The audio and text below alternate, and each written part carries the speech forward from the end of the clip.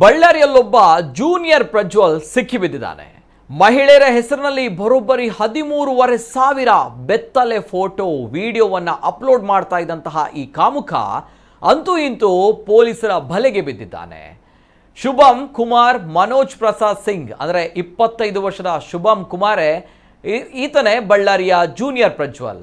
ಈತ ನಕಲಿ ಖಾತೆಯಲ್ಲಿ ಬೆತ್ತಲೆ ಫೋಟೋ ವಿಡಿಯೋ ಅಪ್ಲೋಡ್ ಮಾಡಿ ಮಹಿಳೆಯರ ಮಾನಹಾನಿ ಮಾಡ್ತಾ ಇದ್ದ.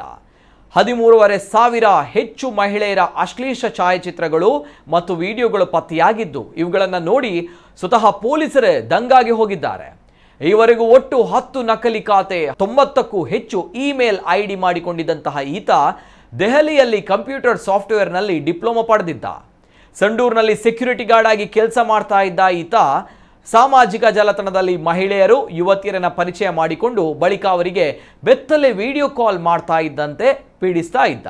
ಇದಕ್ಕೆ ಒಪ್ಪದಿದ್ದಾಗ ಅವರ ಹೆಸರಿನಲ್ಲೇ ನಕಲಿ ಖಾತೆ ಸೃಷ್ಟಿಸಿ ಅಶ್ಲೀಲ ಫೋಟೋ ವಿಡಿಯೋಗಳನ್ನು ಪೋಸ್ಟ್ ಮಾಡ್ತಾ ಇದ್ದ.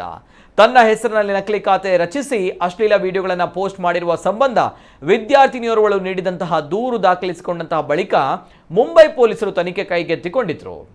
ಈ ಪ್ರಕರಣ ಸಂಬಂಧ ಗೂಗಲ್ನಿಂದ ತಾಂತ್ರಿಕ ಮಾಹಿತಿ ಸಂಗ್ರಹಿಸಿ ಆರೋಪಿಯನ್ನ ಬಂಧಿಸುವಲ್ಲಿ ಪೊಲೀಸರು ಯಶಸ್ವಿಯಾಗಿದ್ದು ಇದೀಗ ಬಳ್ಳಾರಿಯ ಜೂನಿಯರ್ ಪ್ರಜ್ವಲ್ ಪೊಲೀಸರಿಗೆ ಸಿಕ್ಕಿಬಿದ್ದಿದ್ದು ಸದ್ಯ ಈ ಪಾಪದ ಹೆಣ್ಮಕ್ಕಳು ನಿರಾಳರಾಗಿದ್ದಾರೆ.